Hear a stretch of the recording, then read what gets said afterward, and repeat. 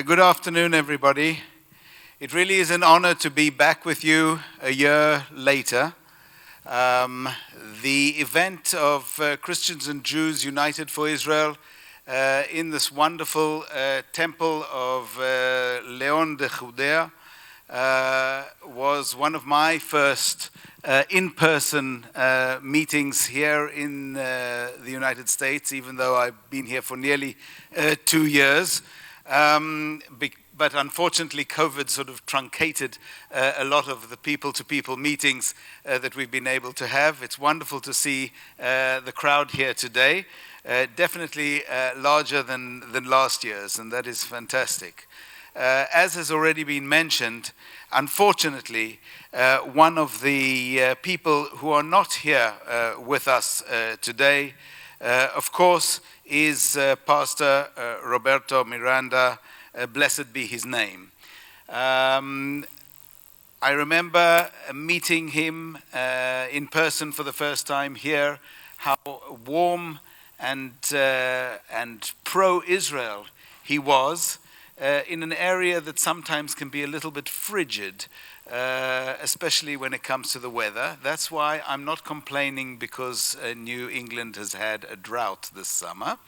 And anyway, when you call it a drought with all the lakes and rivers and trees, us from the Holy Land in Israel, when we come from the desert without much rain, this looks like a paradise even during the drought.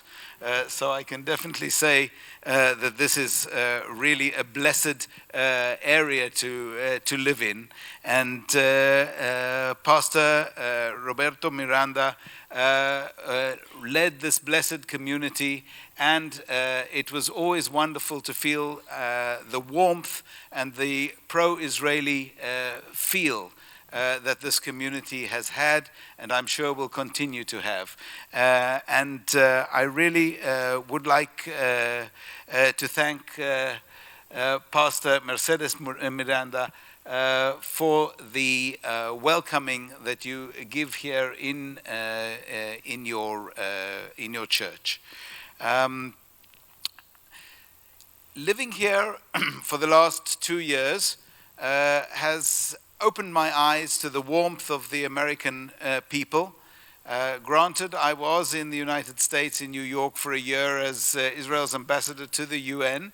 But I presume I didn't have a dog then and didn't have to do early morning walks and meet the people of the different areas. And even though we chose a relatively lazy dog, he's been walking me 3 or 4 miles every morning and helping me to not put on too much weight in this country where food seems to be, especially when given on a plate, in too much of an abundance.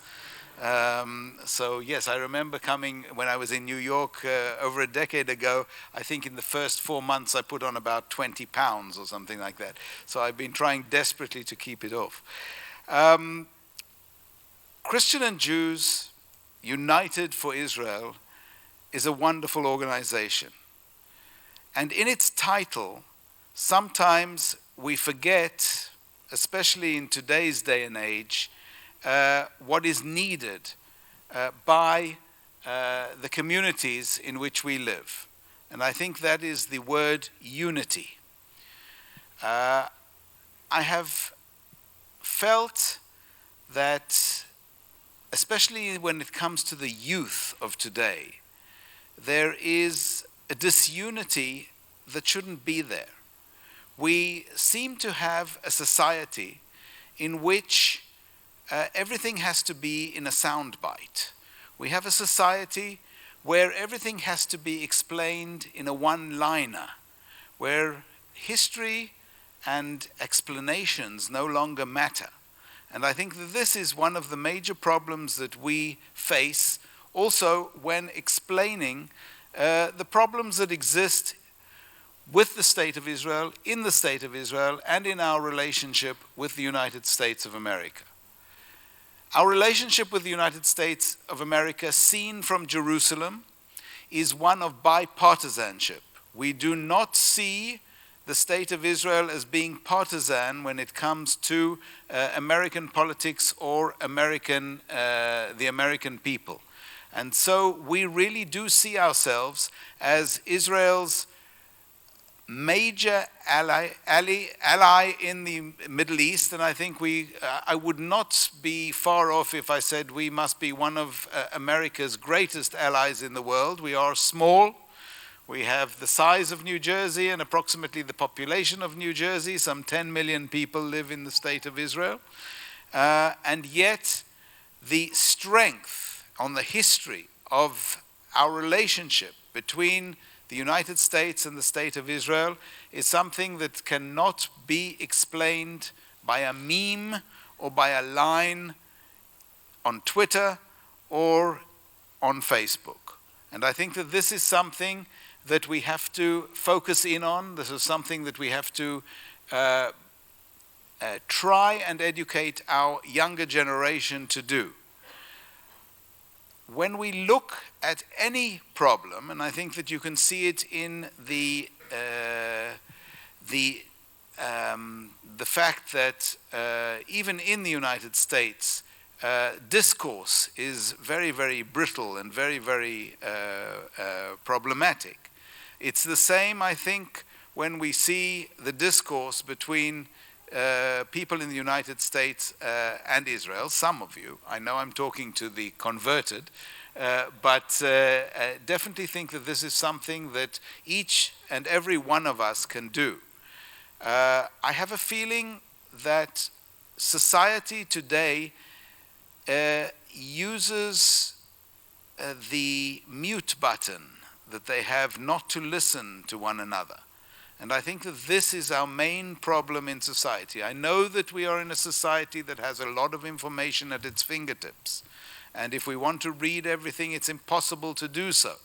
But at the same time, we must have the conversations and the difficult conversations sometimes and explain to one another and to others who don't always see the things like we do, that people must listen. And once they've listened, they usually open their hearts. And I think that this is something that is very, very important, that we go away from here today to try and explain to others who are not willing to always listen and open their hearts. Christians and Jews United for Israel, as I said, is an unbelievable organization.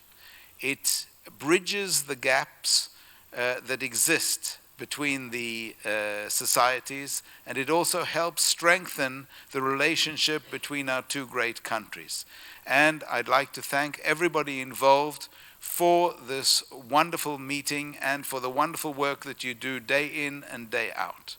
Once again, it's a pleasure and an honor to be with you here today, and I look forward to being here with you for many years to come, and if not in the position of Consul General, then at least as a friend and part of Christians and Jews United for Israel. Thank you very much.